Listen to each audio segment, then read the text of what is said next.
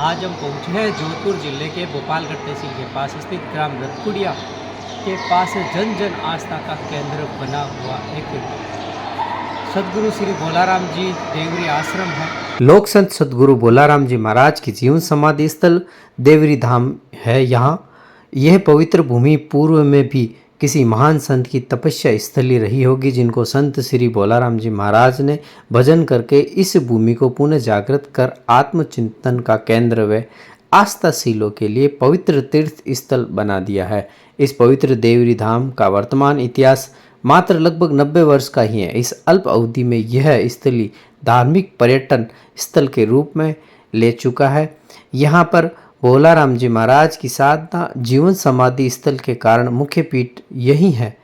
कबीर पंथ के प्रचार प्रसार की दृष्टि से यह देवरी धाम सदगुरु कबीर मंदिर काशी कबीर चौरा मठ मूल गादी वाराणसी से जुड़ा हुआ है। सदगुरु भोलाराम जी महाराज का जन्म स्थल भोपालगढ़ के पास ही स्थित गुजरों की ढाणी में के रामू राम भाटी गुजर के यहाँ हुआ था।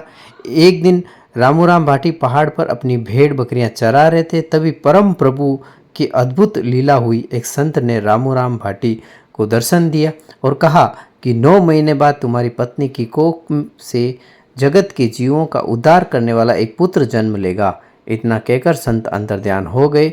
संतों के कहे वचन अनुसार चैत्र शुद्धि पंचमी विक्रम संवत 1922 को प्रातःकाल रामूराम भाटी की धर्मपत्नी रूपी की कोख से सदगुरु भोलाराम जी महाराज इस मृत्युलोक पर पदार्पण हुए। सदगुरु भोलाराम जी महाराज के जन्म से ही अत्यंत कुशाग्र बुद्धि के अच्छे खोजी थे। आप हाँ सर, यहाँ अपने सदगुरु कबीर साहब जी को ये मंदिर है। यह मंदिर मैंने कबीर साहब जी मंदिर है। वहाँ भोलाराम महाराज ने ये तपस्या करी तो सदगुरु कबीर साहब जी का दर्शन हुआ। तो इन वहाँ से मंदिर ये अपने यहाँ शिवलिंग महादेव जी का है। ये हनुमान जी की मूर्ति है, यही पूजा होती है। और यहाँ वो भोलाराम महाराज ने ये बताया कि भाई ये कबीर साहब मिल गया है। इन बार मैंने ये मेन मंदिर कबीर साहब जी कबीरपंथी है। फिर भाद्र महीने ये अपने जीव समाधि है। हाँ, ये भोलाराम महाराज की जीव समाधि है। यहाँ चेत लाते 21 के दिन ये समाधि ली हुई है, 21 के दिन। और मेला बड़ी तरी है, बड़ा भारी चेत के महीने। और इन बाद में 7 महीने भोलाराम जी के साथ में घुमड़ी राम जी महाराज, इनके भोलाराम महाराज के साथ में प्रेम शिष्य चेला है। तो वहाँ यहाँ आकर के भाद्र महीने घुमड़ी राम जी बाबू जी पते यहाँ घुमड़ी राम जी को यहाँ मंदिर है। ये बाद में भोलाराम जी बाद में घुमड़ी राम जी यहाँ सारो विस्तार करियो, ये पोल को मकान को सारो सब ये अपना घुमड़ी राम जी महाराज की यह समाधि स्थल है। और अड़ुपत बहादुर महीने वस्त्र राम जी महाराज ने लेन आया घुमड़ी राम जी। ये वस्त्र राम जी के महाराज की ये है वस्त्र राम जी की। यह वस्त्र राम जी शिष्य है घुमड़ी राम जी का। तो घुमड़ी राम जी ने वस्त्र राम जी को लेकर आया कि भाई ये सब बेगा चलाना करना, देव को संचालन करना, आगे बढ़ावनी घुमड़ी राम जी ने हुक्म से लेकर आइए। यहाँ बादल में खुदे वो सारो हमारा सकते हो किस प्रकार मंदिर के यहाँ केर है। आ जाओ, ये केर का पेड़ है। ये इस तरह कुछ नहीं बना हुआ, एकदम हाँ हरा भाकर पहाड़ हो गया।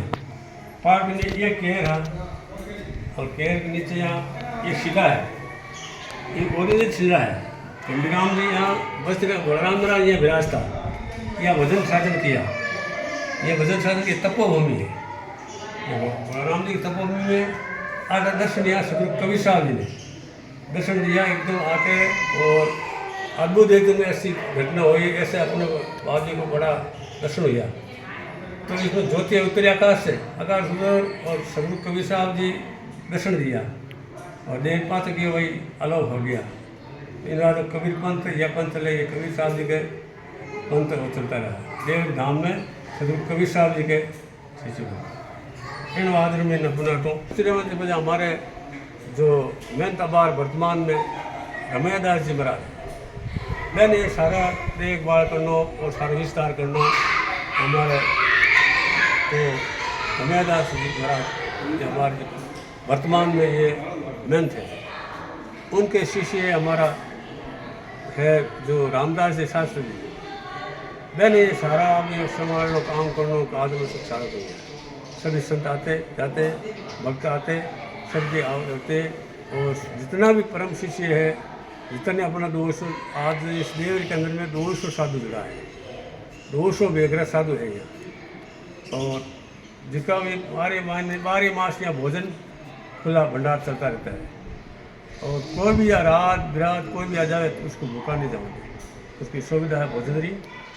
और सच्चा मन से आवे कोई आवे याद नहीं कोई भगत आ जाए सच्चा मन कि भाई हमारे ये कष्ट है ये दुख दिया है ये हमारा कोई भी ऐसा कोई नहीं चल रहा है कोई हमारा तो उन बात सच्चाई आस्था सच्चे दिल से तो उसकी भोलानाथ महाराज ने उसकी बहुत बहुत बड़ी कृपा हुए उनमें आत्मा का सुखी हो जाता है और बहुत बहुत भोलानाथ महाराज की जय हो सदगुरु गंभीराम महाराज की जय हो सदगुरु वस्तीराम महाराज की अनंतपुर सदमात्मा की जय हो देवरी धाम की। अपने खेत में खेती करते समय खेती से प्राप्त अनाज को दीन दुखियों में बांट देते थे तथा साथ ही भगवान का भजन करने में लीन हो जाते थे। इस तरह आपकी ख्याति चहुओर फैलने लगी। इसी प्रकार परोपकार व भगवान का भजन करते हुए एक दिन सदगुरु बोलाराम जी महाराज का विचार समाधि लेने का हुआ। उन्होंने अपने शिष्यों को कहा कि उन्हें देवरी मचाल पर स्थित केर के वृक्ष के नीचे पश्चिम दिशा में समाधि खोदने का आदेश दिया। समाधि खोदने के बाद नियत समय पर प्रमुख शिष्यों की उपस्थिति में आपने विक्रम संवत 1992 चैत्र सुदी 11 को साय 4 बजे 70 वर्ष की अवस्था में जीवन समाधि लेकर जीवों के उद्धार का प्रतितीर्थ बना दिया। तब से लेकर आज तक लाखों करोड़ों लोगों ने इस समाधि स्थल का दर्शन कर अपने को धन्य बनाया है। साथ ही समाधि स्थल देवरी धाम से पूर्व दिशा की तरफ तीखी पहाड़ी पर स्थित सिद्ध संत भूरिया बाबा का स्थान आया हुआ है। ये स्थान काफ़ी पुराना है। वह तीखी पहाड़ी पर स्थित एक चट्टान पर बाबजी के पगलिए स्वतः ही अंकित है। साथ ही देवरी धाम पर बोलाराम जी महाराज के शिष्य गंभीराम जी महाराज व बस्तीराम जी महाराज की गुमटियाँ भी बनी हुई है तथा सत्संग करने के लिए विशाल सत्संग भवन बने हुए हैं। देवरी धाम की ओर से सदगुरु बोलाराम जी महाराज रूप रजत गौशाला का संचालन भी किया जा रहा है जिसमें सैकड़ों गौ माता की सेवा की जा रही है। देवरी धाम पर वर्तमान पीठाधीश्वर महंत रमैयादास महाराज, उत्तराधिकारी युवाचार्य रामदास शास्त्री कर्तव्यनिष्ठ भावना से बोलाराम जी महाराज की जीवन समाधि स्थल देवरी धाम आज पर्यटन स्थल के रूप में ले चुका है।